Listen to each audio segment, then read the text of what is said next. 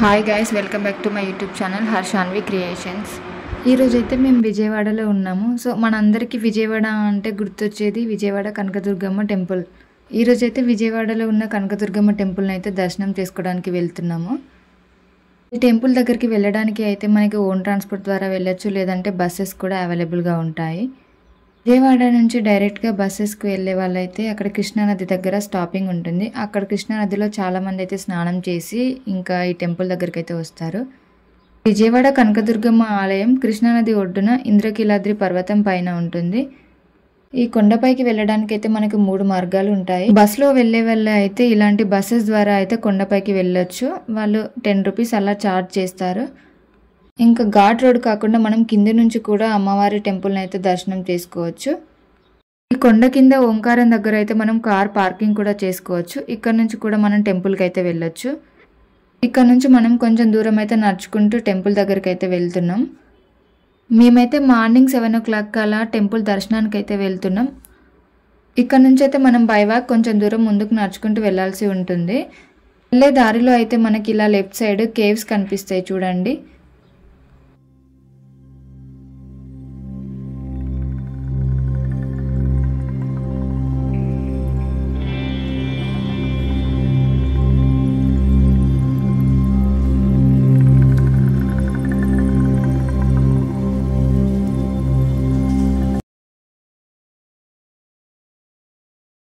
ఇలా కేవ్స్ దాటుకొని కొంచెం ముందుకు రాగానే మనకి అమ్మవారికి కావాల్సిన పూజ సామాగ్రి అయితే ఇక్కడ లభిస్తుంది. ఇక్కడ మనం అమ్మవారి కోసం అయితే చీర, గాజులు, పువ్వులు, కొబ్బరికాయ ఇవన్నీ అయితే కొనుక్కొని వెళ్ళొచ్చు.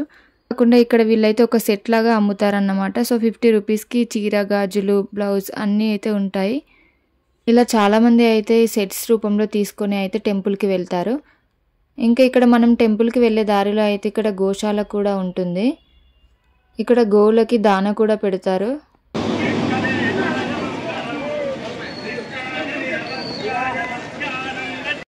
ఇక్కడ కనిపిస్తున్న 7 floors బిల్డింగ్ అయితే దేవాలయంకి సంబంధించిన బిల్డింగ్.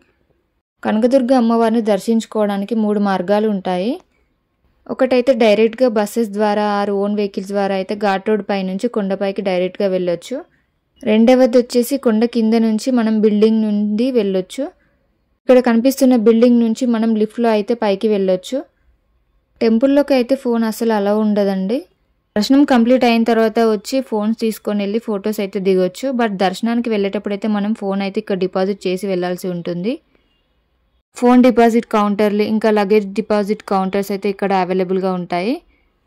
కొండ కింద నుంచి అయితే మనం 2 types వెళ్ళొచ్చు. ఒకటి మెట్ల మార్గం ద్వారా వెళ్ళొచ్చు. ఇలా ముందుకు వెళ్తే మనకి మెట్ల మార్గం కూడా ఉంటుంది. ఇది మెట్ల మార్గం నుంచి మనం అమ్మవారిని అయితే దర్శనం చేసుకోవచ్చు. ఇక్కడ మెట్ల మార్గం నుంచి వెళ్ళడానికైతే ముందు చాలామంది భక్తులు అయితే ఇక్కడ దీపాలు వెలిగించి కొబ్బరికాయ కొట్టి నడక అయితే స్టార్ట్ చేస్తారు. మెట్ల మార్గం నుంచి మనం నడుచుకుంటూ కొండపైకి వెళ్ళి అమ్మవారిని కూడా దర్శనం చేసుకోవచ్చు. ఇలా కొండ కింది నుంచి అయితే మనం 2 ways నుంచి అయితే పైకి వెళ్ళి అమ్మవారిని అయితే దర్శనం చేసుకోవచ్చు. ఇలా మెట్ల మార్గం ద్వారా వెళ్ళలేని వాళ్ళు అంటే ఎవరైనా కాళ్ళ నొప్పులు ఉన్న వాళ్ళకైతే లిఫ్ట్ ఫెసిలిటీ కూడా ఉంటుంది. లిఫ్ట్ కోసం అయితే ఇక్కడ ఇందాక 7 floors బిల్డింగ్ చూసారు కదండి, ఆ 7 floors బిల్డింగ్లో లాస్ట్ చివరికి అయితే మనకి లిఫ్ట్ ఫెసిలిటీ కూడా ఉంటుంది. పర్ పర్సన్ వచ్చేసి 100 రూపీస్ అయితే ఛార్జ్ చేస్తారు. ఇలా లిఫ్ట్లో మనం 7th floor వరకు అయితే వెళ్తాం. అక్కడైతే టెంపుల్ ఉంటుంది. ఈ టెంపుల్లో మనమైతే శివుడిని మల్లేశ్వర స్వామిగా ఇంకా పార్వతీదేవిని కనకదుర్గమ్మ తల్లిగా దర్శించుకుంటాము. ఈ టెంపుల్లో నవరాత్రి ఉత్సవాలు అయితే చాలా బాగా సెలబ్రేట్ చేస్తారు. ఇంకా నవరాత్రి టైంలో అమ్మవారిని 9 రోజులు 9 అవతారాల్లో అలంకరిస్తారు. అమ్మవారిని అయితే మనం ఇక్కడ మహిషాసురమర్దిని రూపంలో దర్శనం చేసుకుంటాము. ఇంకా ఈ టెంపుల్ టైమింగ్స్ వచ్చేసి మనకి దర్శన టైమింగ్స్ అయితే మార్నింగ్ 6కి ఓపెన్ చేస్తారు. 6 AM నుంచి 3:30 PM వరకు ఉంటుంది. మళ్ళీ ఆఫ్టర్నూన్ బ్రేక్ ఉంటుంది. సో ఈవినింగ్ 6 PMకి మళ్ళీ ఓపెన్ చేస్తారు. ఈవినింగ్ 6 o'clock నుంచి 10 PM వరకు అయితే ఓపెన్ ఉంటుంది. దూర ప్రదేశాల నుంచి వచ్చే వాళ్ళైతే మార్నింగ్ టైంలో విజిట్ చేస్తారు. ఎక్కువగా లోకల్ వాళ్ళైతే ఈవినింగ్ టైంలో దర్శనానికి అయితే వస్తారు. టెంపుల్లో మనకి చాలా రకాల దర్శనాలు అయితే ఉంటాయి. ఫ్రీ దర్శనం, స్పెషల్ దర్శనమ్స్ కూడా ఉంటాయి. స్పెషల్ దర్శనం ప్రైజెస్ వచ్చేసి 100, 300, 500 కూడా ఉంటాయి. నవరాత్రి టైంలో ఇక్కడ భక్తుల రద్దీ ఎక్కువగా ఉంటుంది కాబట్టి అమ్మవారిని దర్శనం చేసుకోవడానికి చాలా టైం అయితే పడుతుంది. మేము వెళ్ళిన రోజైతే మాకు హార్డ్లీ 1 అవర్లో దర్శనం అయితే కంప్లీట్ అయింది. ఇక్కడ గోపురం చూడండి చాలా బాగుంది. ఇక్కడ అమ్మవారి గుడి అవతల సైడ్ అయితే గోపురం ఉంటుంది. మనం అమ్మవారిని దర్శనం చేసుకొని ఈ గోపురం నుంచి బయటకు వచ్చి మనం కిందికి వెళ్ళడం కానీ లిఫ్ట్లో నుంచి వెళ్ళడం కానీ ఇక్కడ నుంచి అయితే వెళ్తాము. ఇంకా ఇక్కడ ప్రత్యేకమైన పూజలు అయితే చేస్తారు. శుక్రవారం ఇంకా ఆదివారం అయితే భక్తుల రద్దీ ఎక్కువగా ఉంటుంది. ఇక్కడ అమ్మవారు చాలా పవర్ఫుల్ అన్నమాట. ఇక్కడికి వచ్చి మనం అమ్మవారిని కోరుకోవడం వల్ల ఇక్కడ కోరిక నెరవేరుతుందని భక్తుల నమ్మకం. ఇక్కడ కోరుకున్న కోరిక నెరవేరిన తర్వాత భక్తులు అయితే ఇక్కడికి వచ్చి వాయినాలు ఇవ్వడం, అమ్మవారికి చీర, బ్లౌజ్ అవి సమర్పించడం అయితే చాలామంది చేస్తారు.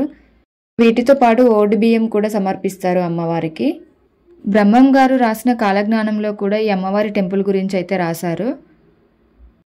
ఎప్పుడైతే కృష్ణానది ఉప్పొంగి ఈ అమ్మవారి ముక్కు పుడకను తాకుతుందో అప్పుడు ఈ కలియుగం అంతమవుతుందని అందులో రాసి ఉంటుంది. ఇదైతే అమ్మవారి గుడి ముందు గోపురం ఉంటుంది కదా, సో గోపురం ముందు వ్యూ అన్నమాట. చూడడానికి అయితే చాలా బాగుంది, గ్రీనరీగా, అంటే కొండపైన ఉంటుంది కదా, సో లుకింగ్ అయితే చాలా బ్యూటిఫుల్గా ఉంటుంది. ఫస్ట్ అయితే ఇక్కడ అమ్మవారిని దర్శనం చేసుకున్న తర్వాత ఇంకా అందరైతే మల్లీశ్వర స్వామిని దర్శనం చేసుకుంటారు.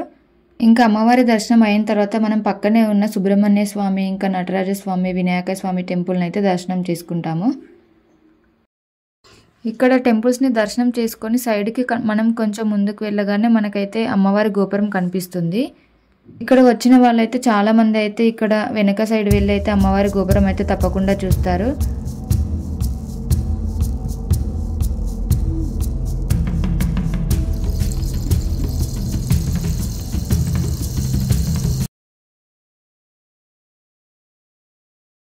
చూడండి ఇక్కడ గోల్డ్ కలర్లో ఉంది, ఇది గర్భాలయం అమ్మవారి గోపురం. ఇక్కడ నుంచి అయితే చాలామంది అయితే ఈ గర్భాలయం గోపురం చూడడానికి అయితే వస్తారు. ఇంకా అంతేకాకుండా ఇక్కడ ప్రసాదం కౌంటర్ కూడా ఉంటుంది.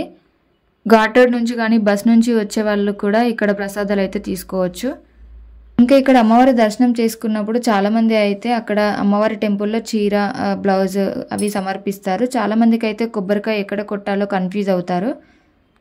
అమ్మవారి దర్శనం కంప్లీట్ చేసుకొని మనం మల్లేశ్వర స్వామి టెంపుల్కి వెళ్ళే దగ్గర అయితే మనకి ఇక్కడ కొబ్బరికాయలు కొట్టు స్థలం అని రాసి ఉంటుంది. ఇక్కడ మనం కొబ్బరికాయలు అయితే కొట్టాలి. ఇక్కడ కొబ్బరికాయలు కొట్టి మనం మల్లేశ్వర స్వామిని దర్శనం చేసుకోవడానికి అయితే వెళ్తాము. ఈ మల్లేశ్వర స్వామి టెంపుల్ని దర్శనం చేసుకోవడానికి కూడా మనకి 2 వేస్ ఉంటాయి. ఒకటి స్టెప్స్ నుంచి కూడా దిగుకుంటూ వెళ్ళొచ్చు, లేదంటే ర్యాంప్ కూడా ఉంటుంది. ఒకవేళ స్టెప్స్ దిగని వాళ్ళైతే ఈ ర్యాంప్ ద్వారా కూడా నడుచుకుంటూ వెళ్ళొచ్చు. మనం స్టెప్స్ దిగే దారిలో అయితే అమ్మవారి అవతారాలన్నిటినీ చూడొచ్చు. ఇది మల్లీశ్వర స్వామిని దర్శించుకోవడానికి వెళ్ళే వే అన్నమాట. ఒకసారి చూడండి.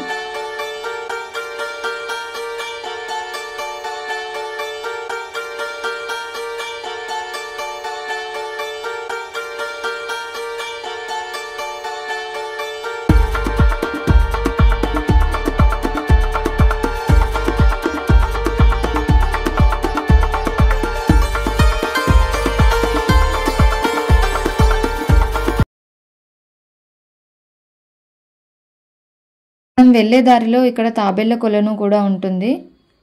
ఇందులో తాబేళ్లు కూడా ఉన్నాయి. ఇక్కడ కాసేపు ఆగి మనం తాబేళ్లను కూడా చూడొచ్చు.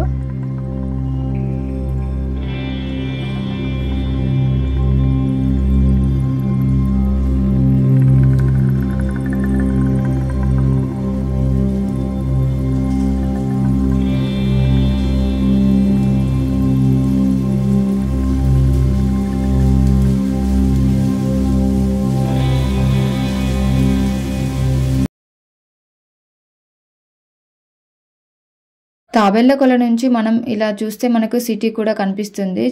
చూడండి, ఇది మనకి కనిపించే విజయవాడ సిటీ.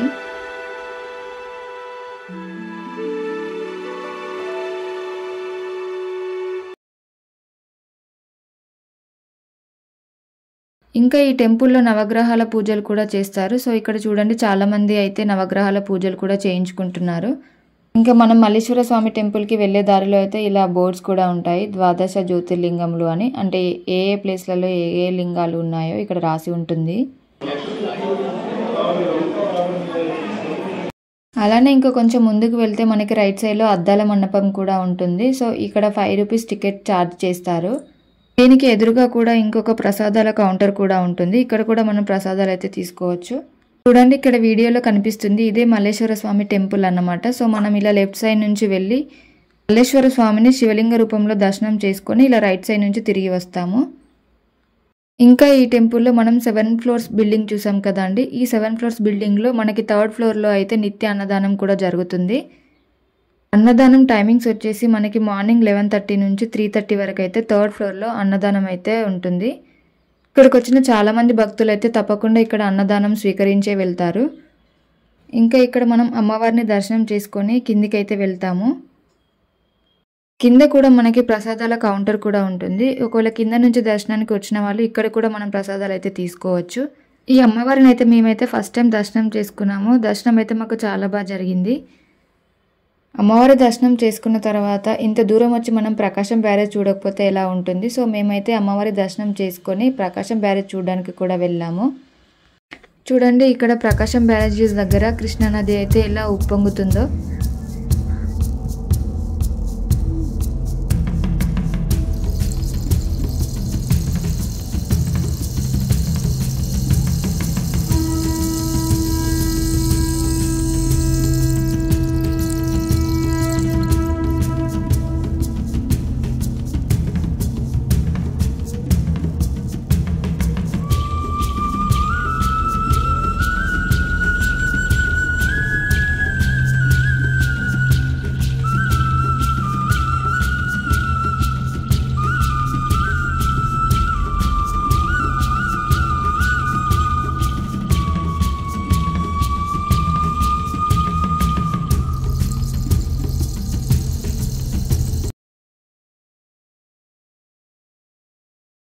ఇక్కడ నుంచి చూస్తే మనకి ఇంద్రకీలాద్రి పర్వతం కూడా కనిపిస్తుంది.